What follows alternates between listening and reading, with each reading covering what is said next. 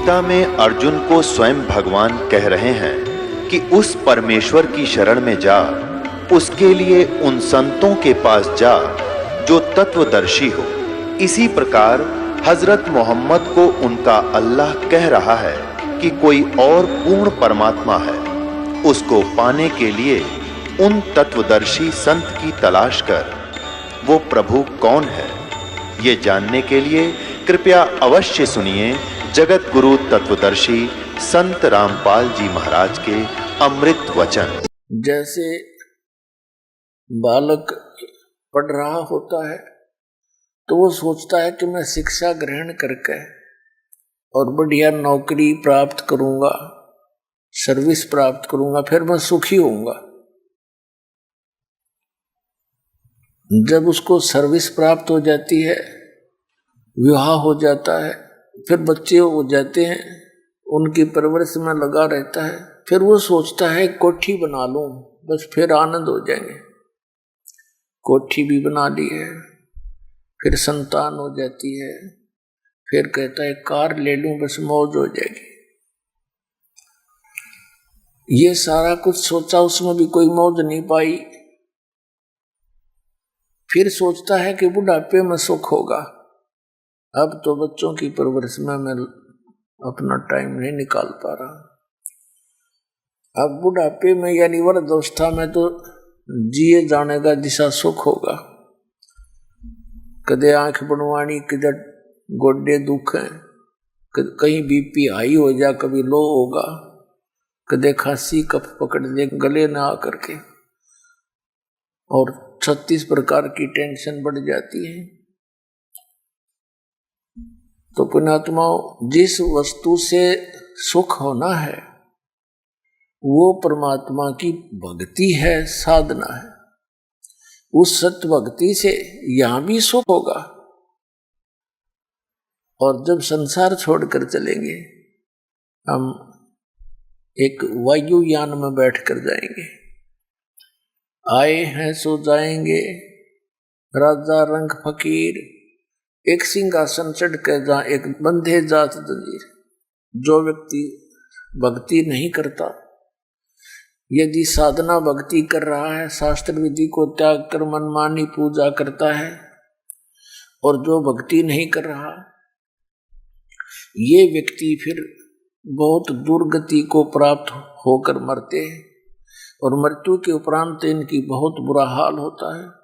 यम के दूत इनको पकड़ कर ले जाते हैं, बांध कर रस्सियों से, जंजीरों से, और धर्मराज के पास जाके खड़ा कर देते हैं। और जो परमेश्वर कबीर जी की सत्य भक्ति करते हैं, उनको परमात्मा जहाज में बैठाकर और सतलोक ले जाता है। अपने आत्मा ये हमने पहचान लिया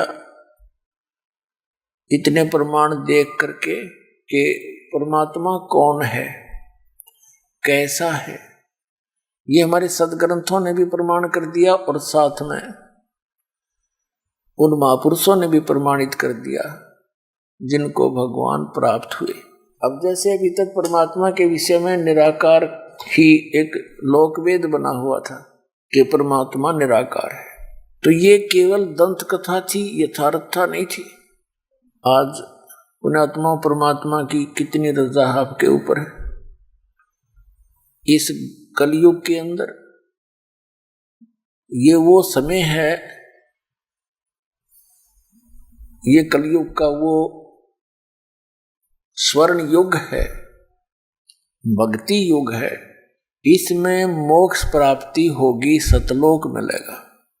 और आपका जन्म मनुष्य का, और मनुष्य जन्म पाकर के फिर आपको ये स्थान मिल गया जहां से मोक्ष होगा, तो धन है आपके माता पिता जिससे जन्म हुआ। आप कितने पुण्यकर्मी प्राणी हो। लाल की कीमत को लाल नहीं जानता, जौहरी को ज्ञान होता है। ये दास जौहरी है, आप उस परमात्मा के लाल हो जिनके विषय में परमात्मा ने कहा गोता मारूं स्वर्ग में और जा बैठूं पैताल, कह कबीर ढूंढता फिरूं अपने हीरे मोती लाल। अब परमात्मा ने आपको शिक्षा दी पूरे विश्व को, और अब उसका तरीका, पहले तो स्वयं आते थे, प्रकट होते थे जगह, एक एक दिन में हजार हजार जगह प्रकट हो करके, और अपने बच्चों को तत्व ज्ञान सुनाया करते थे, उनको चार्ज कर जाते थे, उस भक्ति को करवाते थे। लेकिन कुछ दिनों के बाद हम फिर भूल भाल जाते थे, संसारिक लोगों की बातों में आ जाते थे, और परमात्मा को एक सिंपल संत मानकर हम उससे विमुख हो जाते थे। लेकिन वो दयालु चाहते थे कि इस भक्ति युग तक इनके अंदर भगवान की आस्था बनी रहे और इनके मनुष्य जीवन होते रहे, इनके अंदर परमात्मा की चाह बनी रहेगी। जैसा कि आज सत्संग में आपने सुना, सुबह के सत्संग में, कि 2 प्रकार से मानव शरीर प्राप्त होता है। एक तो टर्न वाइज मिलता है, 84 लाख योनियों के भोगने के उपरांत एक मानव शरीर मिलता ही मिलता है। यदि उस मानव शरीर में उसको परम संत नहीं मिलते, भक्ति प्रारंभ नहीं होती, तो फिर 84 योनियों का चक्कर उसका फिर शुरू हो जाता है। और दूसरा वो उनको मिलता है जो पहले जन्म में मनुष्य थे, उससे पहले में भी हो सकता वो मनुष्य हो। तो जो ऐसे मनुष्य जीवन से तुरंत मानव शरीर प्राप्त हैं, वो भक्ति में तुरंत लग जाते हैं।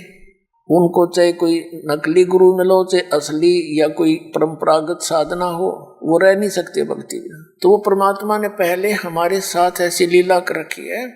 जैसे आज से 600 वर्ष पहले मालिक जब आए थे, सन 1398 से 1518 तक, सन 120 वर्ष रहे थे, और हमें तत्व ज्ञान सुना कर, मंत्र दे करके, और हमें चार्ज करके। लेकिन हमने उनको भगवान नहीं माना। क्यों नहीं माना? क्योंकि हम अशिक्षित थे, और हमारे धर्मगुरु ये चतुर थे, ये अज्ञानी थे, इनको तत्व ज्ञान नहीं था, इनको सदग्रंथों का भी ज्ञान नहीं था। लेकिन ये संस्कृत भाषा अवश्य जानते थे, और संस्कृत भाषा के कारण इन्होंने परमात्मा को फेल कर दिया कि सभी सदग्रंथ संस्कृत भाषा में लिखे। और कबीर तो एक जुलाहा है, धानक है, ये शूद्र जाति का है, ये सदग्रंथों को कैसे समझ सकता है? इसने कोई ब्राह्मण इसको पढ़ा नहीं सकता, और ब्राह्मण ही उस समय शिक्षा के अधिकारी थे, अपनात्मा। लेकिन उस लीला, उस मालिक की लीला ने ये काल क्या जान सकता है? यदि उस समय परमात्मा ब्राह्मण वर्ण में होते और शिक्षा ग्रहण कर लेते, और वो ये बातें बताते, तो फिर भी किसी ने नहीं मानना था।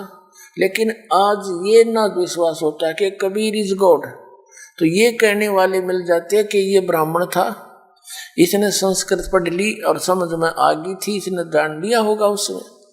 ये एक न्यारी कृपा करके कहता था कि आज हम उनके सामर्थ्य से ये जान जाएंगे कि कबीर परमात्मा है, क्योंकि उनको संस्कृत का ज्ञान नहीं था, लेकिन सब ग्रंथों का ज्ञान था, और अपनी सिंपल लैंग्वेज में उसको बोलकर सच्चिदानंद घन ब्रह्म की वाणी, कबीर वाणी में लिपिबद्ध करवा गए थे, जो आज हमारे सामने प्रमाणित है।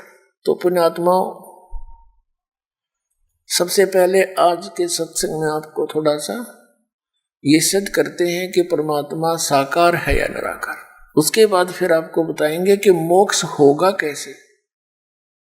हमें परमात्मा का भी पता लग गया कि कबीर इज गॉड, और ये भी पता लग गया सदग्रंथों में कि परमात्मा साकार है, मनुष्य दृश्य है।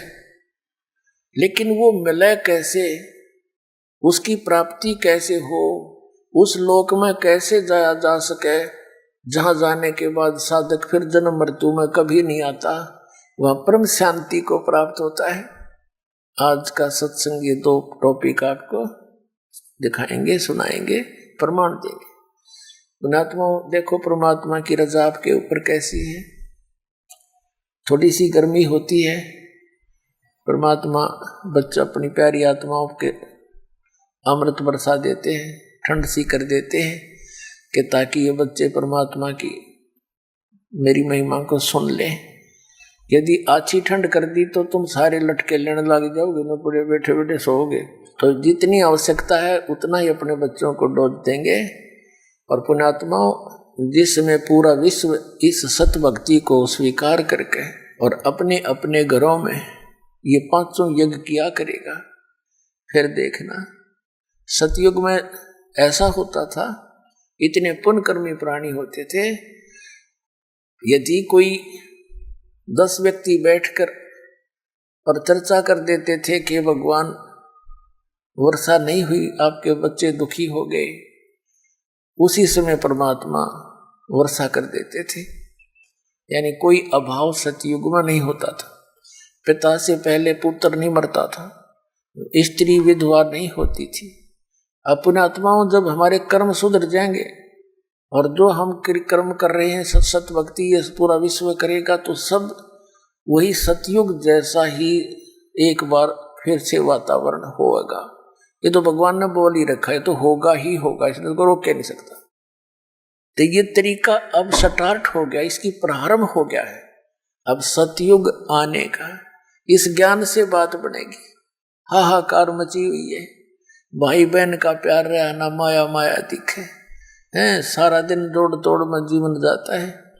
2 लड़कियां विवाह योग्य होगी, माता पिता की नींद हराम हो जाती है और उधर से रिश्तेदारों तक परेशानियां पैदा हो जाती है। तो एक ऐसा सिस्टम बनाया जाएगा, ये पुरानी परंपराओं को सेट किया जाएगा। ये हमारी भक्ति बाधक है। और ये तो एक जिनको ज्ञान नहीं वो करते हैं ये डीजे पीजे। बता परमात्मा कहते हैं कि झूठे सुख को सुख कहे यू मान रहा मनमोद, यू सकल से बिना काल का कुछ मुख में कुछ बोध। अब जैसे एक लड़के का विवाह था, सारा परिवार डीजे का अगर नाचर बेगनता रखा। अगले दिन वो बारात जा रही थी, जिस गाड़ी में दुल्हा था 7-8 उसके साथी थे, एक टैंकर के टकरा के मृत्यु को प्राप्त हो गए। 7-8 आदमी थे उस कार में, सारे मर गए अगले दिन। फिर समाचार पत्रों में उनके चित्र थे, उनकी बहनों के और माता पिता के रोते हुए उनके बाल पाट रहे थे, टक्कर मार रहे थे। अब बजा ले डीजे। ये नानक साहिब जी को कहा करते लोग कि आप कभी खुशी नजर नहीं आते, मायूस से रहते हो। तो वो कहा करते ना जाने काल की कर डारे, किस विध ढल जा पासावे, और जिन आते सरते मौत खुड़क दी उन्होंने केड़ा हंसावे। या ना जाने कब के बिजली गिर जा, अरिया डांस से नाचे। ये शराब नशे में कर सकता है ये आदमी ऐसे काम, होश वास में ये गलती नहीं कर सकता। विशेषकर भगत तो कर ही नहीं सकता, और भगत होकर ऐसा करता फिर उसका भक्ति का कोई रंग चढ़ा नहीं, वो तो संसार के ही रंग में रंगा हुआ है। तो नानक साहिब जी से फिर पूछा करते थे, हे भगवान क्या आप कभी प्रसन्न नहीं होते, आप कभी खुशी नहीं मनाते। आदरणीय नानक साहिब जी कहा करते कि साध मिले साढ़े शादी होंदी, विछड़ जा दिलगिरी वे, अखदे नानक सुनो जिहाना, मुश्किल हाल फकीरी वे।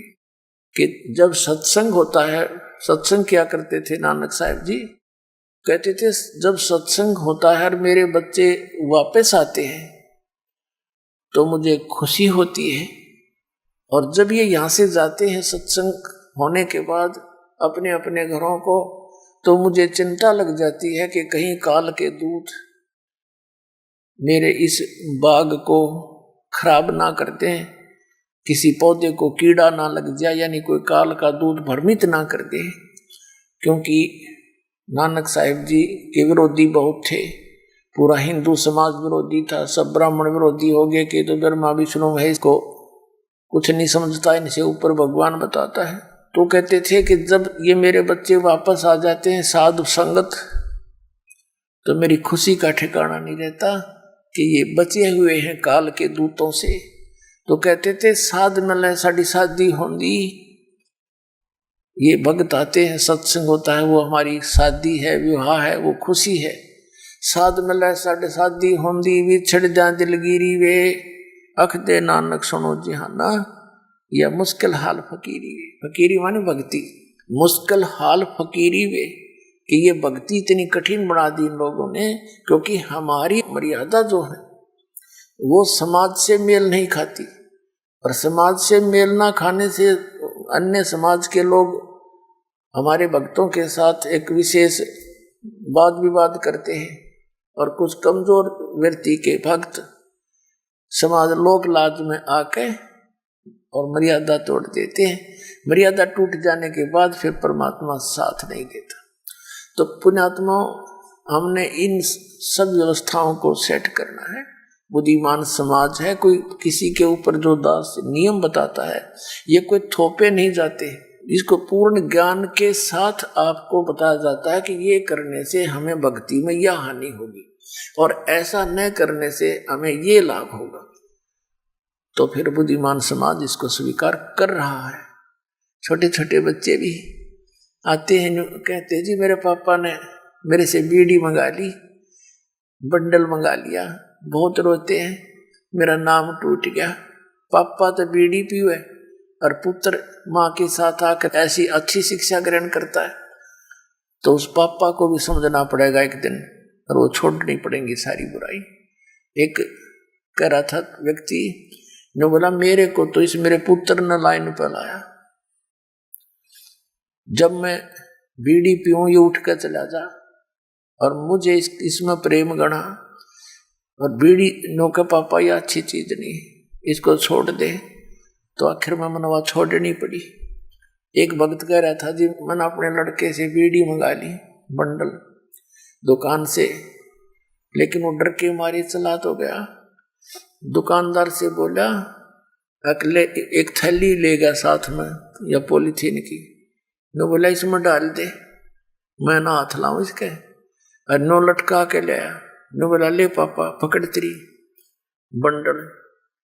वो कहने लगा क्यों ऐसे क्यों लाया तू? अगर मेरा नाम टूट जा, 5-6 वर्ष का लड़का था, मेरा नाम खंडित हो जाएगा, जा हाथ लग गया इसके। तो बुद्धिमान व्यक्ति था, वो भी कहने लगा उस दिन मेरे एकदम जैसे घड़ों पानी पड़ जाया करे। अरे यू बालक तो इतनी समझ रखता कि इतनी बुरी चीज हाथ लाने में पाप इसके, और मैं पी रहा हूँ। बोला मैंने उससे दिन तोड़ दी वह सारी बीड़ी, उसके बाद छुआ नहीं और नाम ले लिया आके।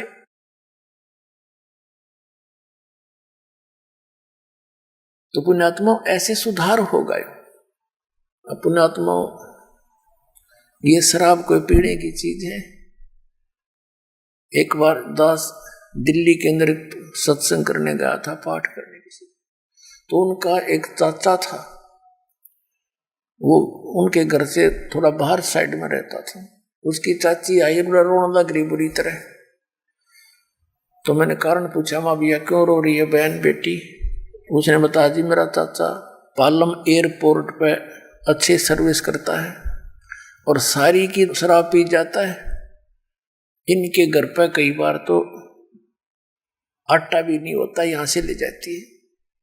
आज से लगभग 10-12 वर्ष पहले की बात है। वो कह रहा था ये लगभग 20,000 रुपये लेता है और कर्जा कर रखा है इसने शराब पी के। अपने आत्माओं वो छोटी छोटी बच्ची थी, उसकी 3-4 लड़कियां थी, लड़का नहीं था। तो वो लड़कियां भी बताती हैं कि महाराज जी मेरा पापा आया करे ना जब घर पे, हम तो आते मेरी माँ को पीटे, हम माँ को छुटाते हैं तो हमें भी पीटता है। वो बड़े वाली थी, 12-13-14 वर्ष की। वो कहती थी मैं तो अपनी माँ के ऊपर गिर जाती हूँ जब मेरी माँ को पीटता है, और मेरी छोटी बहनें चारपाई के नीचे घुस जाती हैं डर की मारी। बताओ, अरे जिस पापा ने उन बच्चों को सीने से लगाना चाहिए था, और वो इस शराब पी का आवे और वो उससे छुपते फिरे। अब शाम फिर हम अगले दिन सुबह सुबह जा रहे थे घूमने के लिए, 3 दिन का पाठ करते थे, मेरे साथ 2-3 भक्त थे। तो वो बहन रास्ते में खड़ी पाई और कहने लगी जी, और गेल उसकी सास आई, कहने लगी जी आ जाओ थोड़ी देर बैठ कर जाओ, चाय पानी बनावांगे। और हम बैठ के हम चल, इसका पति आया हुआ है उसने कुछ समझा दो। हम वहां जाकर बैठ गए, हम उसके आंगन से मैं बैठ गए। गर्मियों का दिन था, सुबह सुबह छाया थी, सूर्योदय हुआ ही था, और वो जा रहा था घूमन फिरन सैर सपट्टे को, उसकी इंतजार में हम बैठ गए। उधर से उस बहन ने चाय बनाने के लिए एक डेगची चढ़ा दी चूल्हे पे, पानी डाल लिया और उसने उसके नीचे अग्नि जला दी। घर पर ना चीनी ना चा ना दूध। अब वो उस चूल्हे दौरा बैठी, लकड़ी जला, कम से कम आध घंटा हो गया। तो हमने तो सोचा, मैं कहा भाई क्या ना वो आया, और माँ बेटी हम भी घूम आते हैं, वो फिर मिल लेंगे उस तरह के। और हमने सोचे थे वहाँ चलिए चाय चढ़ा रही है, चाय पी के चल लेंगे, हम नो ज्यादा देर लगाई थी। तो हम कहने लगे उठ के हम चला, उसकी सास को हम माई हम घूम आते हैं। तो उसकी माई बोली बेटी चाय लावा न महाराज जी जावे हैं। वो रोने लगी बैठ के। शर्मा जी ने पतीला भी चढ़ा दिया, डेगची चढ़ा दी, नौकर ने भाई कोशिश की, तो नो बोली जी ना चीनी ना दूध ना चाय की पत्ती। तो हम उठ कर चले, माँ बेटी तेरी हमने पिए ली, नो सोच ले जब तेरी भावना ऐसी है। तो फिर उसको समझाया काफी मारा निकम्मे, एक बात बता, तेने सामने बच्चों के लिए लेकर आना चाहिए कुछ फल फ्रूट, इतनी बढ़िया नौकरी तू करता है और तेरे बच्चे तुझे देख कर ऐसे छुप जाते हैं। तो वो बिना पिए था, तो उसने सारी बात मान ली, आगे समझ में सच। तो उसने 2 दिन छुट्टी ले ली, सत्संग सुना, पुण्यात्माओं उसने उपदेश ले लिया। फिर तनख्वाह ठीक थी, तीसरे महीने मोटरसाइकिल कढ़ा ली, स्कूटर, बच्चा ने बढ़िया कपड़े लाया और ठीक ठाक घर की सेटिंग कर ली। तो ऐसे इस ज्ञान से धीरे धीरे सुधार होगा, क्योंकि हमारे आसपास बुराई घनी फैल गई। तो जो ना बुराई करना चाहते बच्चे वो बुराई में अग्रसर हो गए। और जब ये सच्चा ज्ञान और इस प्रकार का माहौल बढ़ेगा, तो जो बुराई कर रहे हैं वो भी छोड़ देंगे, इन्हें उनको छोड़नी पड़ेगी। या कोई कर्ण का काम है, नाश करने का, इज्जत नहीं, गली में पड़ा पड़ा कुत्ते मुत्ता उसके मुंह पे, ऐसा बुरा हाल। तो इस प्रकार ये ज्ञान सुधार में होगा। तो अब हमने सबसे पहले आपको दिखाते हैं कि परमात्मा कैसा है, फिर आज बताएंगे आपको वो कैसे मिलता है। अब सबसे पहले आपको, अब देखिएगा, अपने आत्माओं ने तो ईसाई धर्म के व्यक्ति श्रद्धालु, उनके जो गुरु हैं, वो अपने पवित्र शास्त्र से परिचित, पवित्र बाइबल पवित्र ईसाई धर्म का एक प्रमाणित सदग्रंथ है। और वो क्या बताता है, और ईसाई धर्म के अंदर कौन सी लोक वेद चल रहा है कि गॉड इज फॉर्मलेस, परमात्मा निराकार है। और पवित्र बाइबल क्या बताता है, देखिए, पवित्र बाइबल संपूर्ण अध्ययन बाइबल, ये है संपूर्ण बाइबल। इसके प्रबंधक संपादक हैं डेविड स्टुअर्ट, अंग्रेजी में प्रधान संपादक डोनाल्ड सी स्टाम्स M डिवी, संयुक्त संपादक जे वेस्ले आदम्स PhD, संपादक ये सारे इनके, फुल लाइफ स्टडी बाइबल। अब इसकी 31 स्टार्ट में बिल्कुल उत्पत्ति के अंदर ये देखिएगा, ये सृष्टि यहां से शुरू होती है, इसके यहां से 4 पृष्ठ से जेनेसिस यानी सृष्टि उत्पत्ति। आरंभ, आदि में परमेश्वर ने आकाश और पृथ्वी की सृष्टि की। पृथ्वी बेडौल और सुनसान पड़ी थी, गहरे जल के ऊपर अंधियारा था, परमात्मा का आत्मा जल के ऊपर मंडराता था।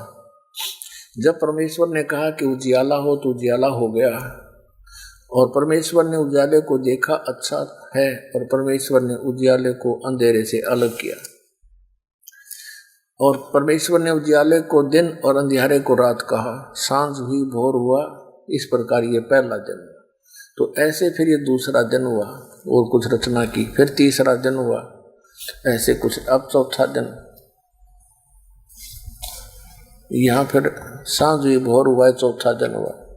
अब हम यहाँ आ जाते हैं 5वें दिन पर, भोर हुई, ये प्रश्न नंबर 5 पे यहाँ लिखा है कि सांझ हुई भोर हुआ, और इस प्रकार ये 5वां दिन। अब हम 6वां दिन पढ़ाएंगे। फिर परमेश्वर ने कहा, हम मनुष्य को अपने स्वरूप के अनुसार अपनी समानता में बनाए। वे समुद्र की मछलियों और आकाश के पक्षियों और घरेलू पशुओं और सारी पृथ्वी पर और सब रेंगने वाले जंतुओं पर जो पृथ्वी पर रेंगते अधिकार रखे। तब परमेश्वर ने मनुष्य को अपने स्वरूप अनुसार उत्पन्न किया।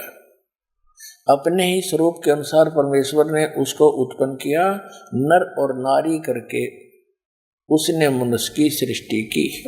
अपने आत्माओं,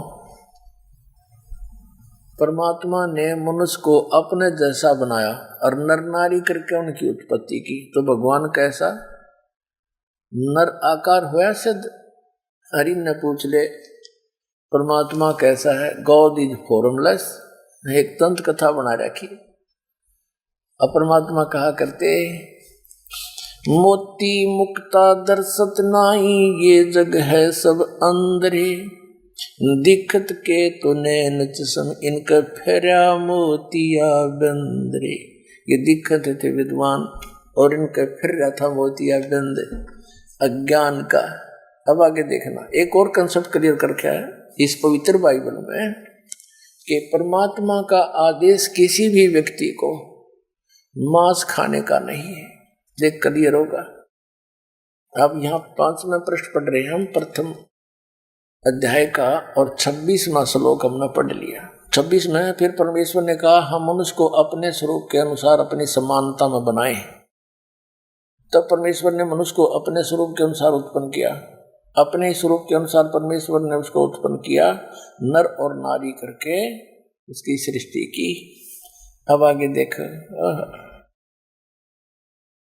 परमेश्वर ने उनसे कहा सुनो, जितने बीज वाले छोटे छोटे पेड़ सारी पृथ्वी के ऊपर हैं और जितने वृक्षों में बीज वाले फल हैं वे सब मैंने तुमको दिए हैं, वे तुम्हारे भोजन के लिए। छोटे छोटे बीज वाले पेड़ कौन से हैं? ये बाजरा, ज्वार, मकई, गेहूं, चने और बाकी ये फल फ्रूट पेड़ पौधे। कहते केवल ये खाने का आदेश है, मांस खाने का नहीं तुम्हारे को। अब आगे देखो, ये तुम्हारे भोजन के लिए। और जितने पृथ्वी के पशु और आकाश के पक्षी और पृथ्वी पर रेंगने वाले जंतु हैं जिनमें जीवन का प्राण है, उन सब के खाने के लिए मैंने सब हरे हरे छोटे पेड़ दिए हैं। और वैसा ही हो गया। तब परमेश्वर ने जो कुछ बनाया था सब, अब देखो इन किसी को भी मांस खाने का नहीं है अधिकार, पशु पक्षियों को भी। तब परमेश्वर ने जो कुछ भी बनाया था देखा, सबको देखा तो क्या देखा? बहुत अच्छा है। सांझ हुई, भोर हुई, फिर यूं इस प्रकार 6वां दिन हो गया। इस प्रकार यूं आकाश और पृथ्वी और उसकी सारी सेना का बनाना समाप्त हुआ। फिर परमेश्वर ने अपना काम जिसे वह करता था 7वें दिन समाप्त किया और उसने अपने किए हुए काम से 7वें दिन विश्राम किया। और परमेश्वर ने 7वें दिन को आशीष दी और पवित्र ठहराया, क्योंकि उसमें उसने सृष्टि की रचना करके सारे काम से विश्राम लिया। अब ये जिसने ये सारी सृष्टि रची वो परमात्मा सतपुरुष है। उसने ये सारी सृष्टि रच कर फिर काल को हैंडओवर कर दी इस ज्योति निरंजन। फिर इसने आगे अपने पुत्रों द्वारा इसकी सारी व्यवस्था बनवाई। इसके लिए वैसे तो लंबा चैप्टर है इसमें, लेकिन हम अधिक ना जाएं गहराई में क्योंकि समय थोड़ा है। तो हमने ये सिद्ध हो गया कि परमात्मा ने एक तो मांस खाने का आदेश नहीं दिया और मनुष्य को अपने जैसा बनाया, तो परमात्मा भी मनुष्य जैसा ही है। यानी 6 दिन में सृष्टि रची और 7वां दिन विश्राम दिया। पवित्र बाइबल ने सिद्ध कर दिया कि God is in man form, परमात्मा मनुष्य सदृश है। उसकी स्वरूप की स्थिति तो कबीर परमेश्वर ने अपनी बताई रखी है कि वहाँ जीव आत्मा जाती है, हंस आत्मा, उसका तो इतना नूर होता है, इतना तेज होता है शरीर का, 16 सूर्य जितना प्रकाश ओनली पूरी बॉडी का। और नर मनुष्य जैसा ही है। और परमात्मा का एक रोमकूप में एक रोम में समझो, बाल में या रोम को समझो, करोड़ सूर्य मिला दे, करोड़ चंद्रमा, इतनी एक रोम को की शोभा है परमात्मा की, वो इतने समर्थ हैं। तो जीव और ब्रह्म एक नहीं हो सकता, जीव तो अलग है, जैसे आत्मा और परमात्मा, ये कभी एक कैसे हो सकते? एक जैसे मनुष्य भी, मनुष्य जो है एक मजदूर व्यक्ति है, एक राजा है, दोनों ही मनुष्य हैं, लेकिन उनके समर्थता में बहुत अंतर है।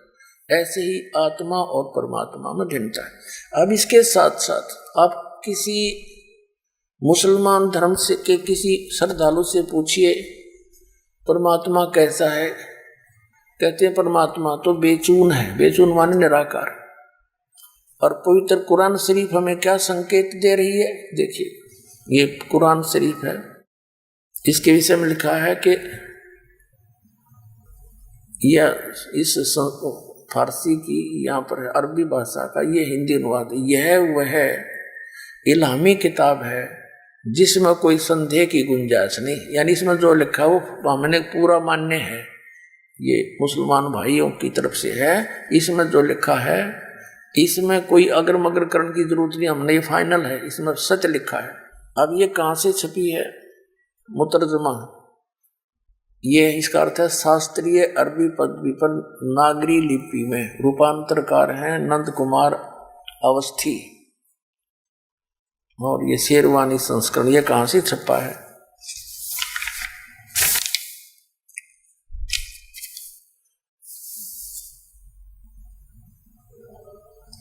ये कुरान शरीफ शेरवानी संस्करण, प्रकाशक है लखनऊ किताब घर, मौसम बाग, सीतापुर रोड, लखनऊ। अब हम इसके, ये मुद्रक भी यही है, मुद्रक है लखनऊ पब्लिशिंग हाउस, वो ये 37 कैंटोनमेंट रोड, लखनऊ। अब हम इसके सूरत फुरकानी 25 में पहुंचते हैं।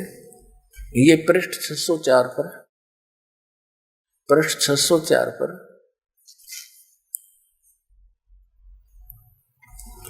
और ये कुरान शरीफ सूरतुल फुरकानी, ये सूरत फुरकानी 25 इसका।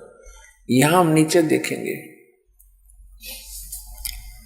ये 52 नंबर आयत, इसमें लिखा है, ये तो अरबी भाषा को एज इट इज देवनागरी लिपि में लिखा है, जैसे रोमन भाषा में अंग्रेजी में लिखा करें हिंदी को, ये ऐसे लिखा है, फला तुतियल काफिरन व जाहिदों बिही जिहादन कबीरन। अब इसमें कंसेप्ट कति क्लियर है, ये कबीर शब्द है। कबीरन जैसे संस्कृत में जैसे उत्तमम लिखते हैं, उत्तमम वो मैं हटा दिया जाता है, लास्ट वाला अलंत वाला उत्तम रह जाता है, तो ऐसे कबीरन, ये कबीर शब्द है सीधा। इसका कंसेप्ट थोड़ा सा और क्लियर करना पड़ेगा।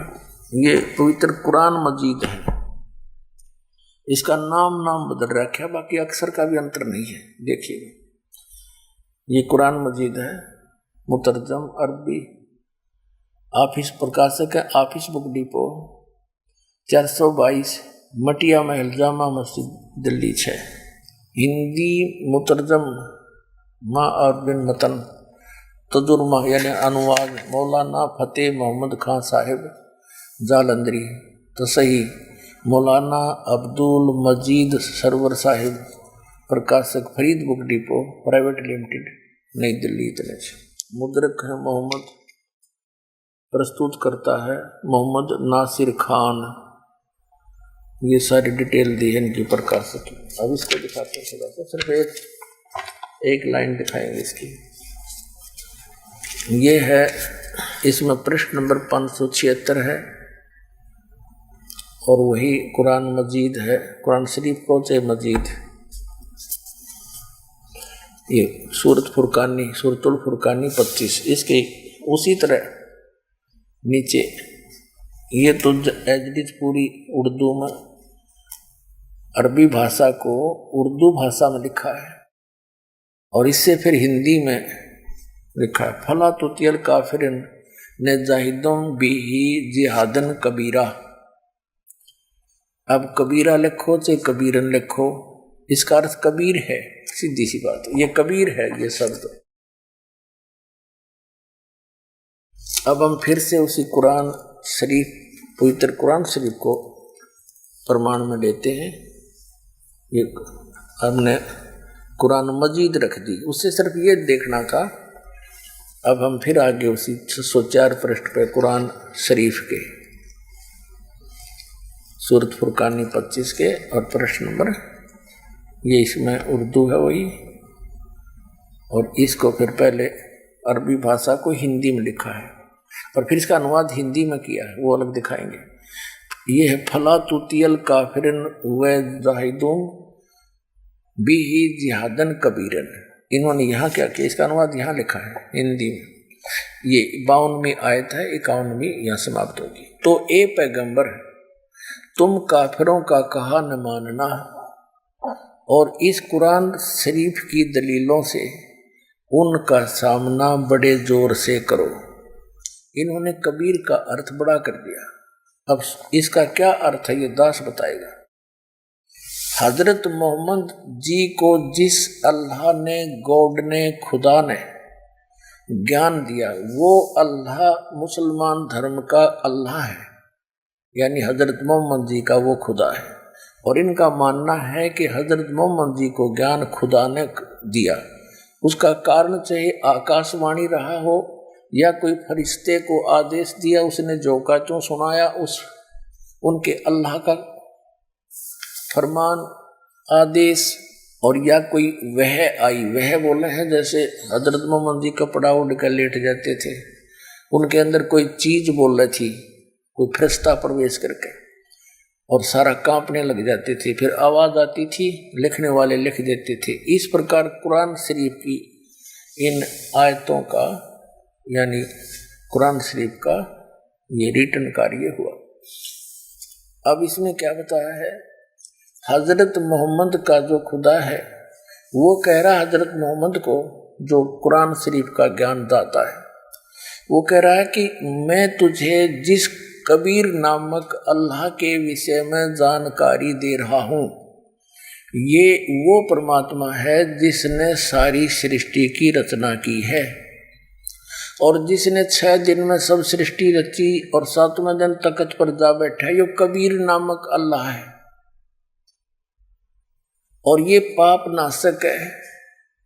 ये अपने भक्तों के, अपने उपासकों के गुनाहों को भी खूब खबरदार है, खूब जानता है, उनको नाश कर सकता है। तो उसकी खबर, जिसने 6 दिन में सृष्टि रची, 7वें दिन तख्त पर जा विराजा, वो परमात्मा कबीर है। उसकी खबर किसी बाखबर से पूछ देखो। बाखबर माने तत्वदर्शी संत से, यानी वेल नोन, पूर्ण परिचित परमात्मा का पूर्ण परिचित संत हो, उससे पूछो।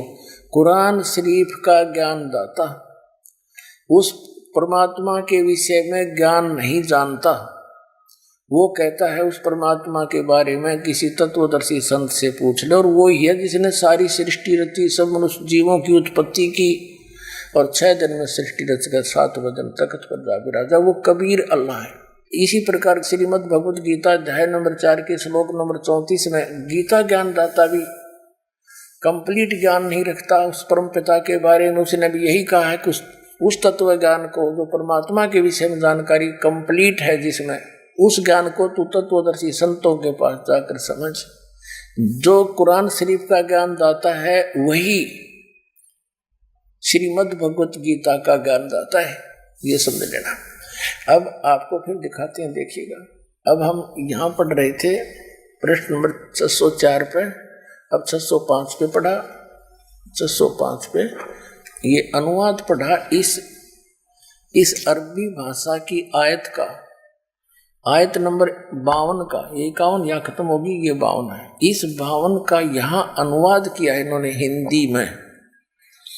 अब कुरान शरीफ का ज्ञानदाता कहता तो ए पैगंबर, यानी ए हजरत मोहम्मद, तू काफिरों का कहा ना मानना। जो कबीर को परमात्मा नहीं मानते वह काफिर हैं। वो अन्य देवी देवताओं की पूजा करते हैं, बुतों की, जो ना उनको लाभ दे सकते ना हानि कर सकते।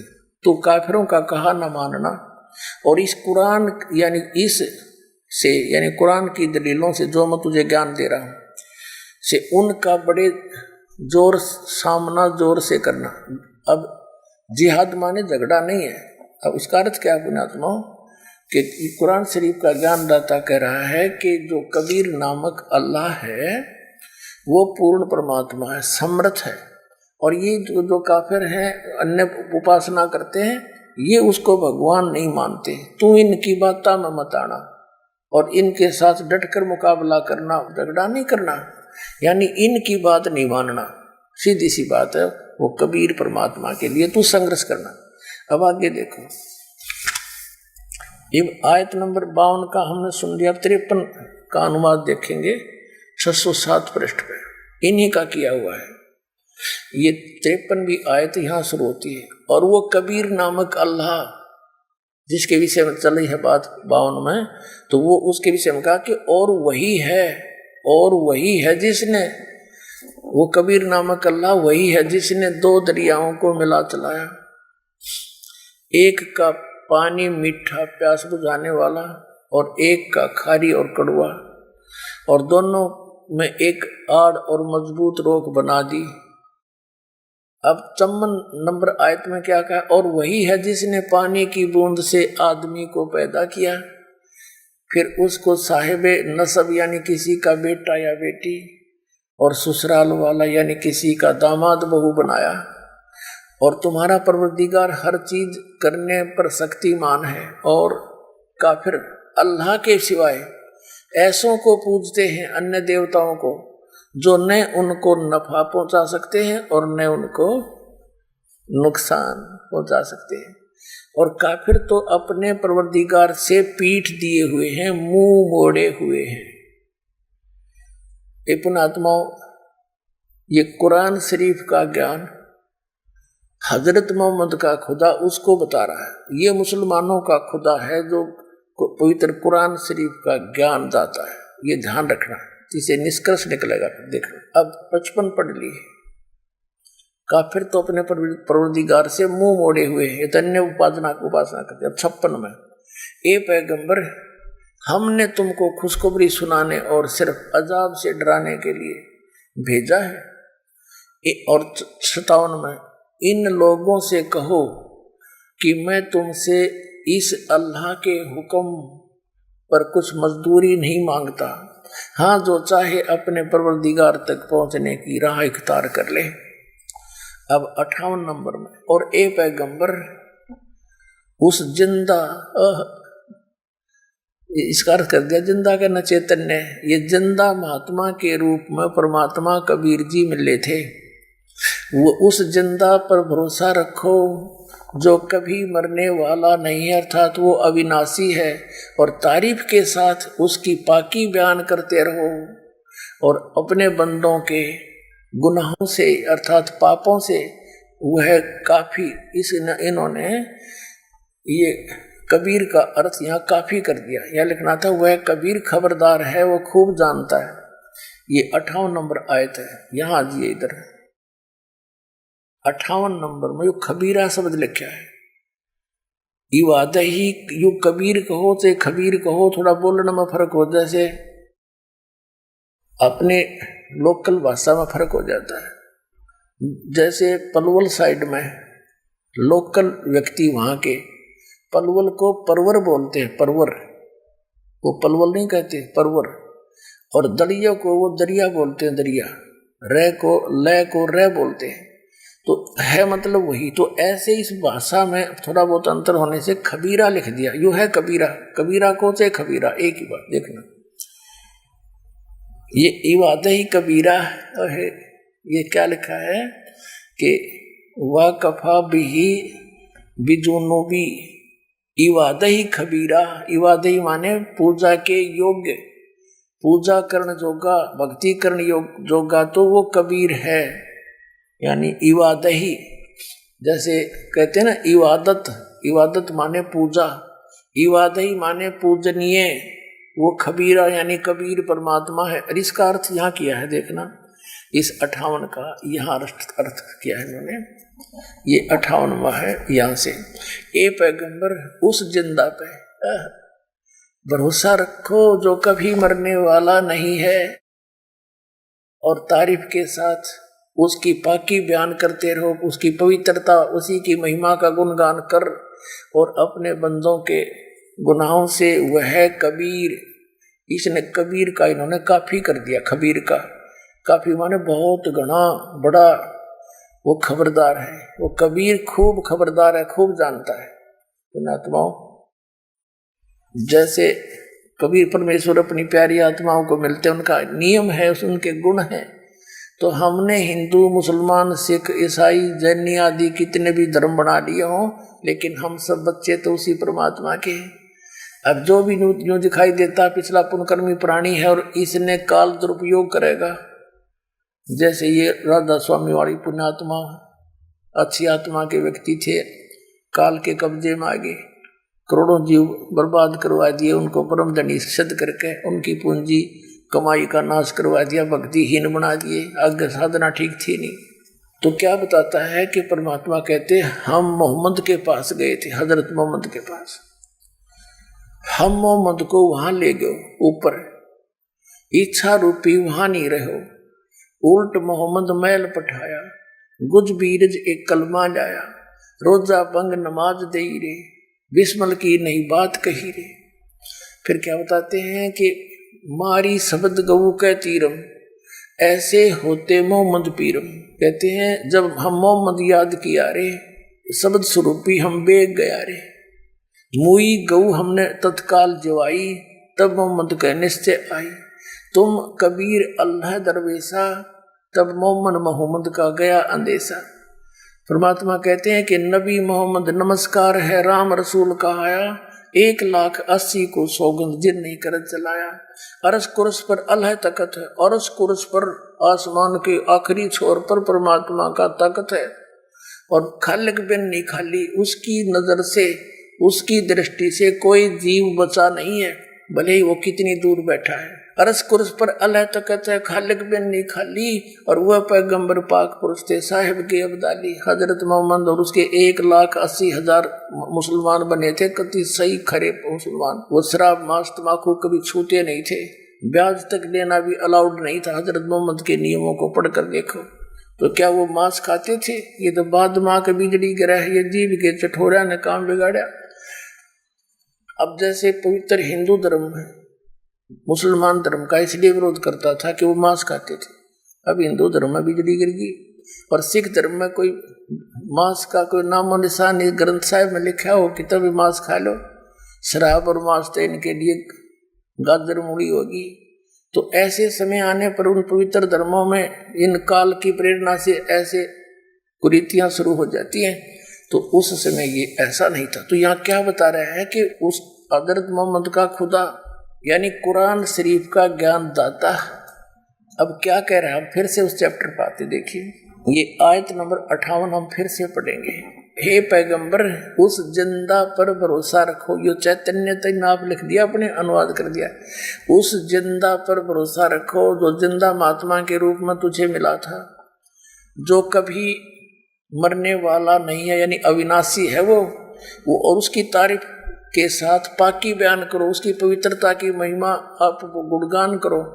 अपने बंदों के गुनाहों से वह काफी यानी कबीर खबरदार है, वो खूब जानता है अपने बच्चों के उनके बुराई जो करते हैं। फिर अब 59 में कमाल कर दिया, जिसने आसमानों और जमीन और जो कुछ उनके बीच में है सबको 6 दिन में पैदा किया, फिर तख्त पर जा विराजा। वह अल्लाह बड़ा, यह लिखना था, वो अल्लाह कबीर है। अल्लाह कबीर, बड़ा नहीं कबीर लिखना था। ये देखना, ये 59 नंबर आयत है। अरहमानु फसल बिही खबीरन। अरहमानु माने वो बड़ा रहमान दयालु है, खबीरन बिही का अर्थ बड़ा होता है, और कबीरन माने वो कबीर है। या देखो ये लिखा है कि वो बड़ा रहमान है, जिसने आसमानों और जमीन और जो कुछ उनके बीच में है सबको 6 दिन में पैदा किया, फिर तख्त पर जा विराजा, वह अल्लाह बड़ा, वह अल्लाह कबीर रहमान है, दयालु है। तो उसकी खबर किसी बाखबर यानी इल्म वाले से, तत्वदर्शी संत से पूछ देखो। ये 59 नंबर आयत है। पुण्यात्मा, इन दोनों पवित्र सदग्रंथों ने रल मिलकर, पवित्र बाइबल ने, पवित्र कुरान शरीफ ने रल मिलकर ये सिद्ध कर दिया कि परमात्मा साकार है, नर आकार है, सशरीर है, उसका नाम कबीर है। 2 धर्मों के सदग्रंथों ने तो सिद्ध कर दिया। अब अपने हिंदू धर्म के, पवित्र हिंदू धर्म के उन पवित्र सदग्रंथों में सिद्ध करते हैं कि परमात्मा कैसा है, उसका नाम क्या है। पवित्र वेदों में अब ऋग्वेद के 4-5 श्लोक हैं, कति कंसेप्ट क्लियर कर देंगे कि वो कबीर परमात्मा है और वो मनुष्य जैसा है, और वो ऊपर तीसरे मुक्ति धाम में यानी धूलोक के तीसरे पृष्ठ पर रहता है, और उसका बंदी छोड़ नाम है कबीर, बंदी छोड़ पाप नाशक है। अभी दिखाते हैं, देखिएगा। ये है ऋग्वेद मंडल नंबर 9 और 10 इकट्ठा ही अनुवाद है, और ये अनुवाद भी पुण्यात्माओं एक और कमाल की बात है।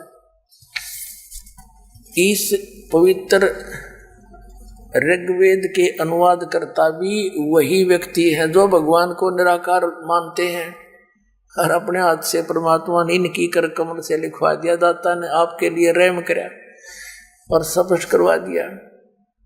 ये आर्य समाज महर्षि दयानंद सरस्वती द्वारा आर्य समाज की स्थापना हुई, और महर्षि दयानंद के ही चेलों ने और महर्षि दयानंद ने वेदों का अनुवाद कर रखा है, और महर्षि दयानंद और उसके अनुयायी परमात्मा को निराकार मानते हैं, वो किसी अवतार को भी नहीं मानते।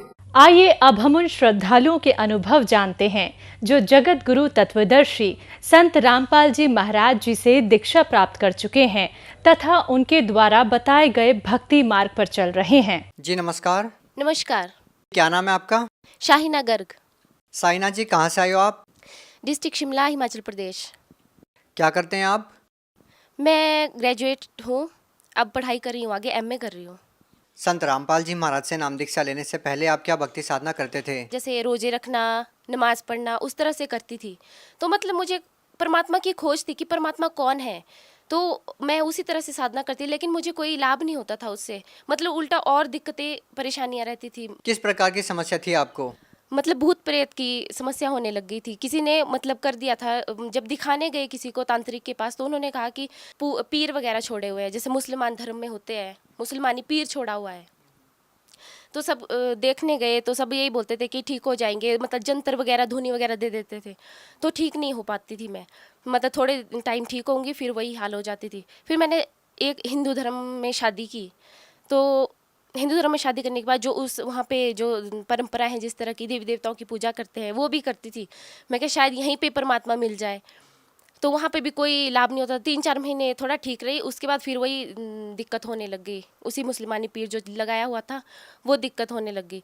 तो मेरे ससुर मुझे दिखाने ले जाते थे, कभी तांत्रिक के पास, पंडितों के पास, तो सब यही कहते थे कि ठीक हो जाएगी, ठीक हो जाएगी। फिर वो दे देते, जंतर वगैरह दे देते, फिर थोड़े टाइम में वो ख़राब हो जाते थे, फिर करते थे फिर और करवाना पड़ेगा, फिर से जंतर लगवाना पड़ेगा, फिर बहुत ज़्यादा पैसा खर्च हो रहा था, सब कुछ मतलब दिक्कतें इतनी, मैं मेंटली परेशान बहुत हो गई थी, घर से भाग जाती थी। मतलब मुझे बहुत दूर से पकड़ के भी लेके आते थे घर वाले कि पता नहीं कहाँ चली जाती है, बहुत दिक्कत, आर्थिक स्थिति भी ठीक नहीं थी फिर हमारी।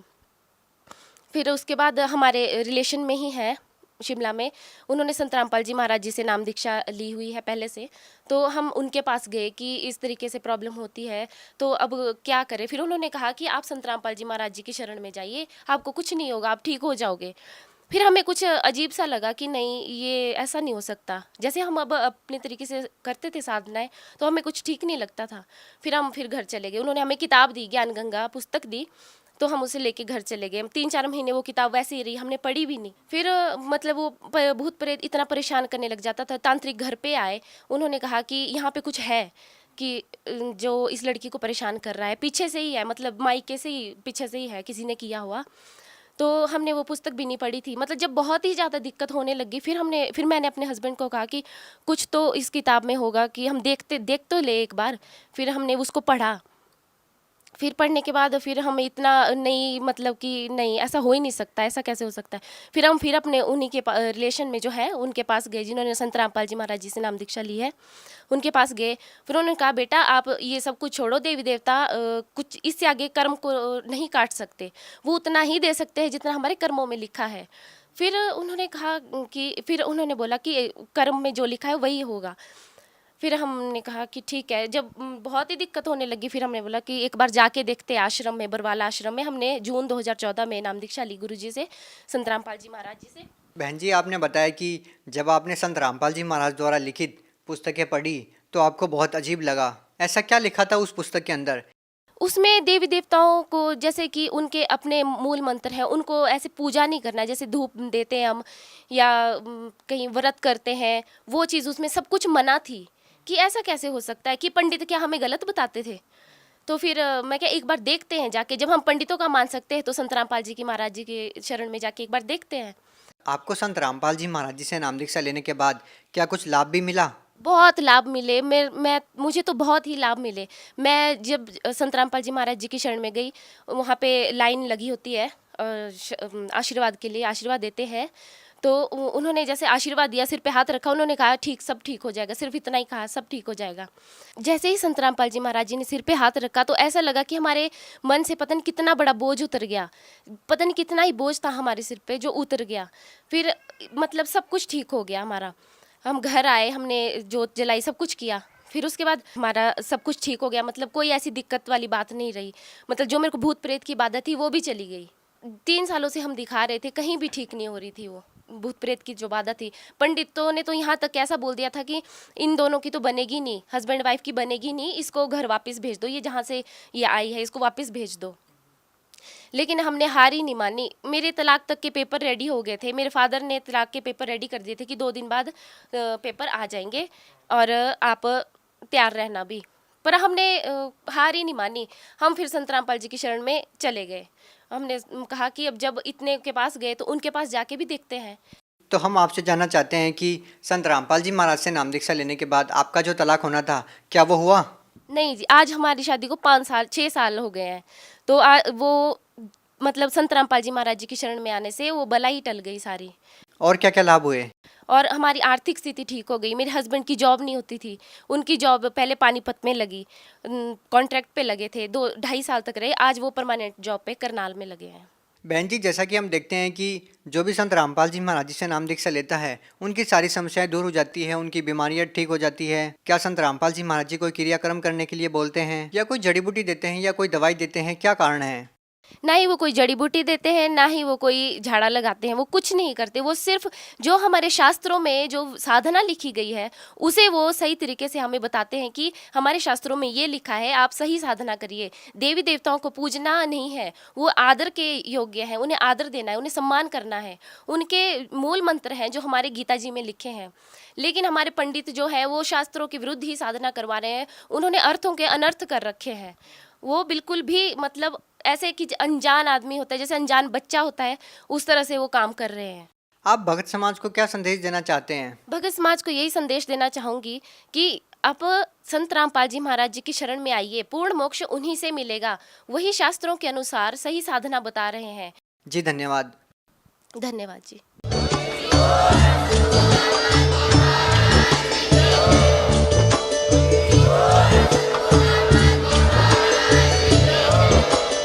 आप सुन रहे थे जगत गुरु तत्वदर्शी संत रामपाल जी महाराज जी के मंगल प्रवचन। अधिक जानकारी के लिए विजिट कीजिए हमारी वेबसाइट www.jagatgururampalji.org। संत रामपाल जी महाराज जी के शुभ आशीर्वाद से पूरे विश्व भर में 500 से भी ज्यादा नाम दीक्षा केंद्र हैं, जिन पर संत रामपाल जी महाराज जी द्वारा ऑनलाइन निशुल्क नाम दीक्षा दी जा रही है। अपने नजदीकी नाम दीक्षा केंद्र का पता करने के लिए संपर्क करें 8222880541।